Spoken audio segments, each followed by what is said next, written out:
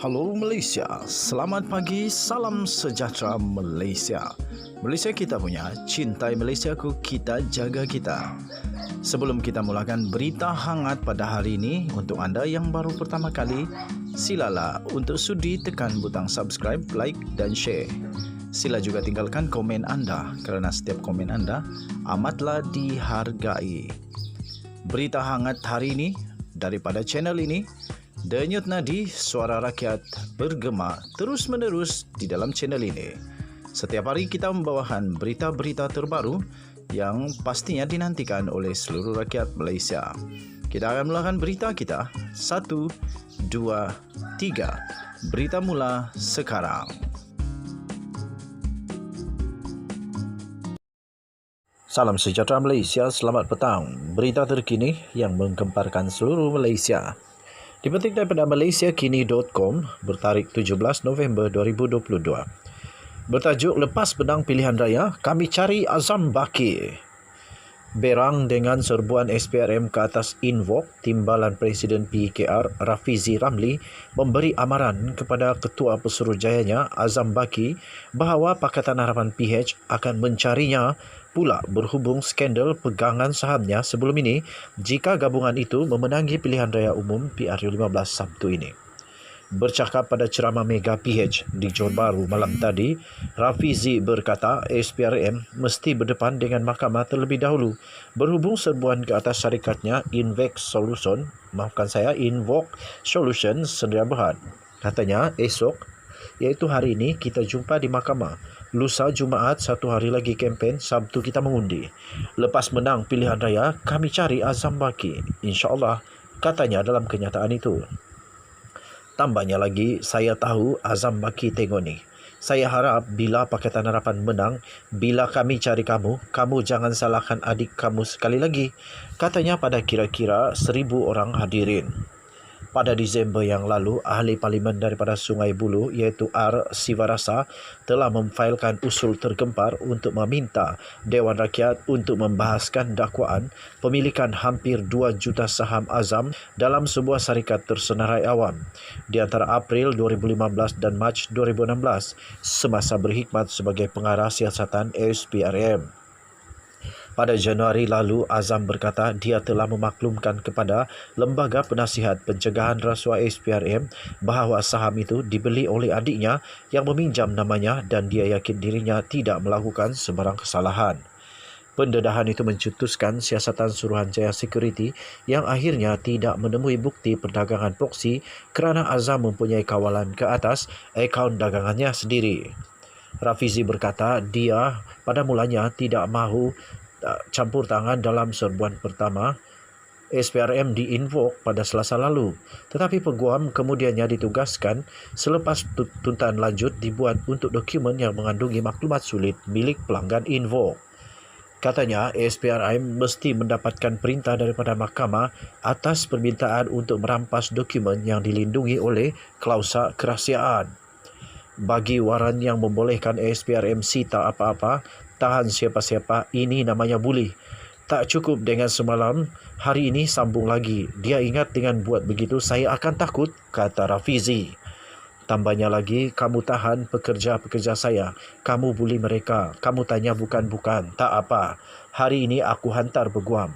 Sebab itu hari ini mereka datang, peguam kami ada. Kami dah buat keputusan. Kalau kamu nak soal siasat, nak minta dokumen, nak rampas apa-apa, sila ikut undang-undang, katanya sambil mengulangi bahawa tindakan terhadap Invoke adalah sebahagian daripada taktik ugutan BN pada kempen-kempen terakhir. Katanya dia berkata demikian ketika berkempen untuk penyandang kerusi Johor Bahru Akmal Nasrullah Muhammad Nasir dan calon PH dari kerusi sekitar termasuk penyandang Pulai Salahuddin Ayub dan penyandang Pasir Gudang Hasan Karim. Sekian berita, salam sejahtera Malaysia. Kita doakan semoga pilihan raya pada Sabtu ini akan berjalan dengan lancar. Kita doakan juga semoga banjir di tempat-tempat yang berkenaan akan cepat surut. Semoga semua dapat menunaikan hak dan tanggungjawab sebagai rakyat Malaysia. Denyut nadi suara rakyat terus bergema di channel ini. Jangan lupa untuk tekan butang subscribe, like dan share. Sila tinggalkan komen anda kerana komen anda amat dihargai. Kita jumpa lagi. Bye-bye.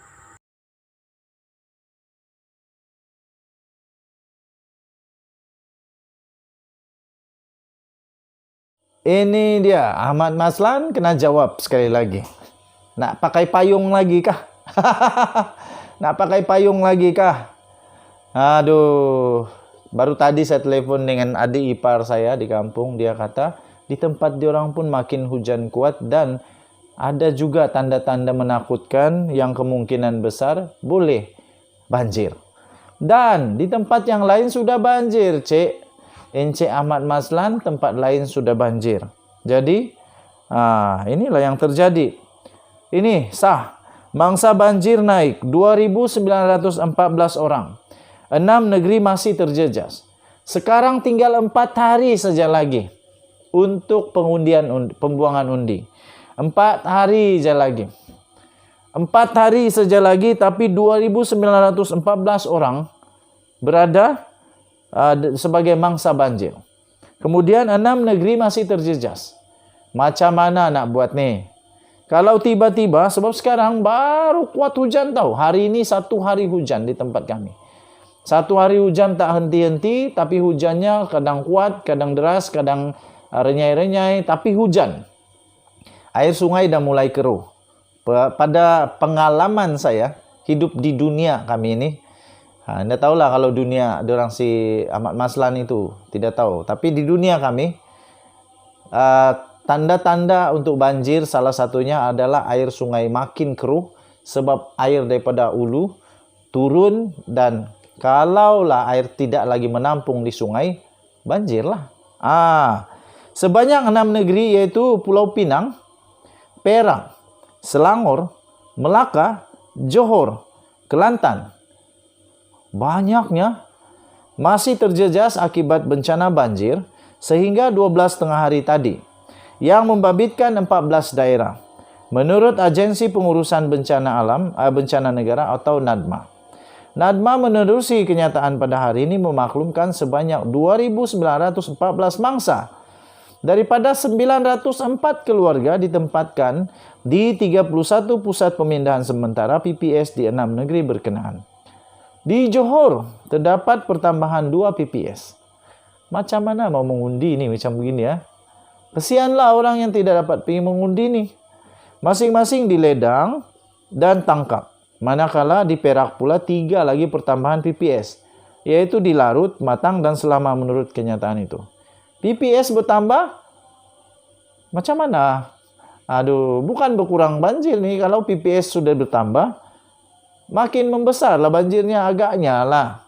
Saya pun tidak tahu sebab saya bukan di sana. Sementara itu, agensi berkenaan memaklumkan Jabatan Pengairan dan Saliran telah mengeluarkan notis yang menunjukkan 4 sungai kini dalam bacaan air berada di paras bahaya. Terdiri daripada di Longjengan, di Miri Sarawak, Rantau Panjang, Pasir Mas di Kelantan, Sungai Melaka di Batu Kampar Melaka, dan Parit Keliling di Kampung Pasir di Johor Bahru. Nah, kalau baru mau naik paras bahaya, maksudnya baru mau naik banjir tuh. Bahaya nih, agak-agak harap-harap lah. Kita harap-harap dia tidak akan terus naik ke paras yang super bahaya. Tapi dia akan mulai surut. Harap-harap begitulah. Kalau tidak, nah kita mengundi sambil berenang lah ini. 6 sungai pula dilaporkan berada di tahap amaran, yaitu Sungai Triang Bera, Pahang, Long Teru dan Marudi di Miri Sarawak, Sungai Langat Bukit Cangang, Kuala Langat, Sungai Anak Bukit di Jambatan TAR Kedah, dan Cheng di Melaka. NADMA berkata, penduduk terutamanya di kawasan yang dijangka banjir diminta untuk berwaspada dan peka dengan arahan pihak berkuasa. Oke, terima kasih kepada Nadma. Jadi kalau sudah dijangka banjir itu, macam mana lah dorang mau mengundi? Saya mau tanya saja, macam mana mau pergi mengundi ya? Orang awam diminta merujuk maklumat terkini daripada sumber yang sahih melalui laman web publicinfobanjir.water.gov.my atau Facebooknya Public Info Banjir dan Twitter @jpsinfobanjir untuk maklumat lebih tepat. Denyut nadi suara rakyat bergema di channel ini. Harap-harap tidak banjir lah. Kalau banjir macam mana mau pergi berenang ini? Terus terang tempat pembuangan undi kami itu kalau banjir, bukan setakat 6 kaki, mungkin dapat sampai 9, 8, 9 kaki dalam dia. Dalam betul macam laut. Bukan pergi mengundi, mau pergi menyelamat orang nantilah waktu itu. Jadi hati-hati semasa banjir, jangan main-main dengan banjir, bahaya tahu. Banyak buaya dan boleh lemas. Betul, tempat kami banyak buaya. Denyut nadi suara rakyat bergema di channel ini. Kita jumpa lagi. Selamat malam Malaysia. Bye-bye.